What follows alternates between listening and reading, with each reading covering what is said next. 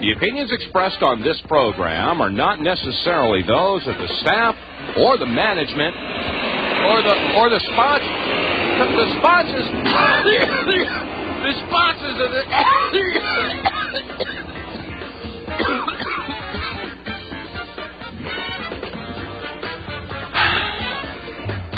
Welcome, ladies and gentlemen, to the Monday edition of the Power Hour. Just a little tongue-in-cheek stuff going on there. Anybody living near an airport can relate to that.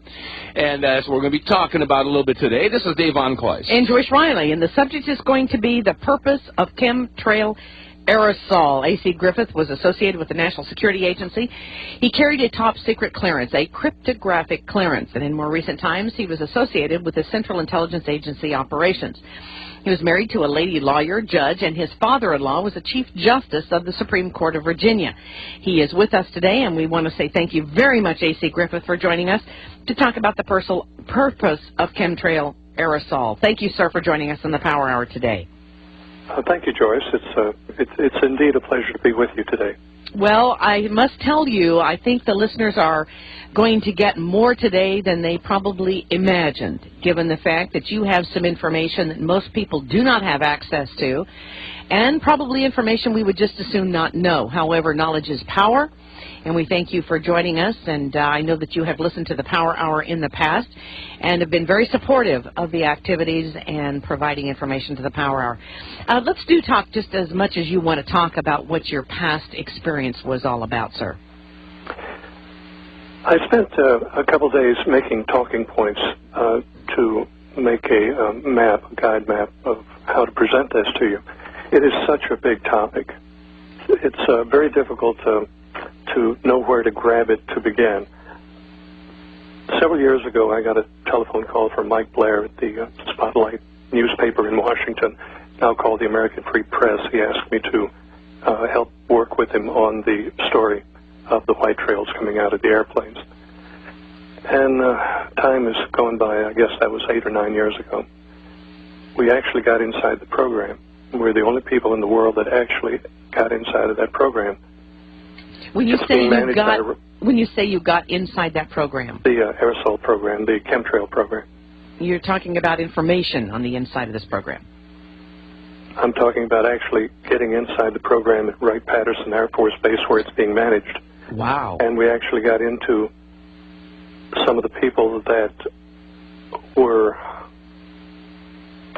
dissatisfied from within the program, and they divulged a lot of the acronyms and the purpose of the program and so on. And that's the only way that anybody could ever have broken the secrecy of this program.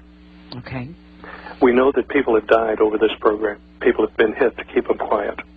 And we know that other things have happened to keep people in this program. One of the key people that designed the aerosol, the barium salt aerosol, was set up by people in the Reagan administration, and he's now sitting in federal penitentiary. They still go to him to ask him questions, but yet he is in the prison. That is a little unnerving, isn't it? Yes, it is, absolutely. That the man that designed the barium salt aerosol is sitting in a prison. Well, it would sort of make sense. Now, before we go any further, let's just define what you believe to be the aerosol crime issue. I mean, just what is this aerosol that we're discussing? I mean, it comes out of aircraft, we believe, or we know, and that is the basis of a program that is set up to not do good to this country, but probably do harm. Now, I remember we had a couple of people on the program recently. You contacted me after that, and you said, Joyce, some of the information was accurate, some of it was inaccurate. But what we do know is there's something in the skies that should not be there. The white trail's not coming out of the engines. It's coming out of aerosol units on the aircraft. In the very beginning, the early days, the aircraft were flying relatively low, 10,000 feet or below, and they were developing the program. They were mostly contract aircraft, mostly CIA aircraft.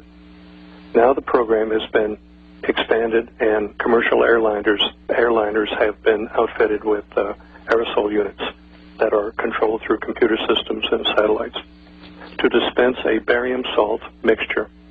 It's a mixture of barium salt, not coming out of the engine. It's coming out of aerosols. And we have checked on information. We do confirm that the name of the project is Project Cloverleaf in the aircraft industry. It is very secretive. It is the most secretive thing I have ever encountered. People have died over this, talking about it.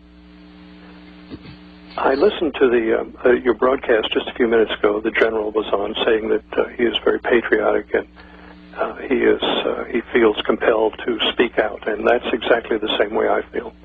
I am very patriotic. I was born before the Second World War. I'm an old guy, and I come from that generation and that mindset. This is my country, and I see my country being dissolved. My country is being destroyed right in front of my eyes, and the people are being hurt, and that's why I consented to be on your radio program today. I know you will remember that you've asked me many times to do this, and I've been very reluctant, but it's time. It's time to speak out and go public with these things. Well, that is correct. I have asked AC to be on this program many, many times, and you do this, I think, with a considerable amount of risk to your own life, do you not? Yes, that's right.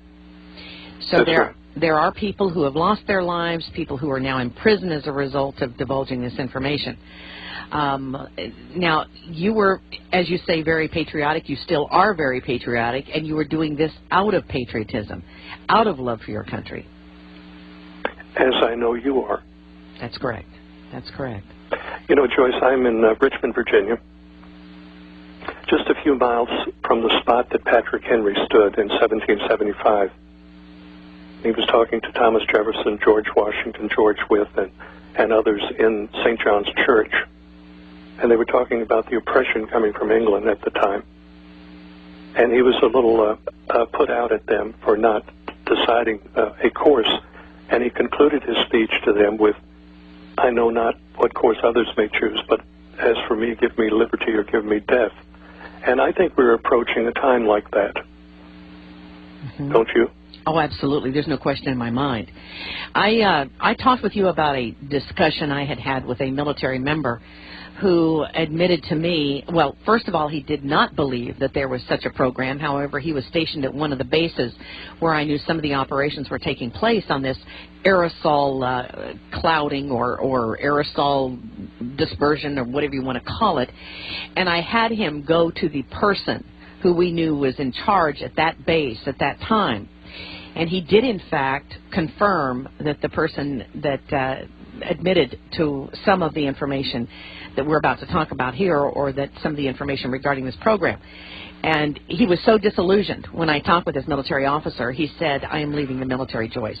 I did not believe you when you told me about Gulf War illness." And then he said, "I became ill. Then I found out the doxycycline was true. And then now I have found out about this spraying issue." And he said, "I can no longer serve the military." Well, let's talk about this subject of what the aerosol program is and how you were able to obtain this information.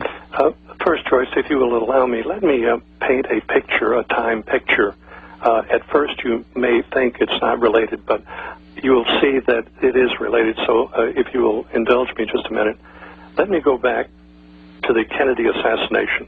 Do you remember Jim Garrison in New Orleans, the DA down there, fingered 27 people as being part of the plot to kill the president? Mm-hmm. Carlos Marcello was the major drug dealer in New Orleans, and his people were involved. Now, one of the people associated was a man named Barry Seals. He was a drug dealer and later a CIA operative. The FBI report on Carlos Marcello, the big drug dealer and underworld character, the FBI report said he made his money selling tomatoes and real estate, and that was the FBI evaluation of the #1 drug dealer. Now, remember Barry Seals. Now, fast forward to the Watergate break-in in 1972. Now, I was at the Watergate. The CIA had a rather large international operation there under a corporate name. Then they had other foundations under that and so on. By the way, did you know the Catholic Church built the Watergate complex as a real estate investment?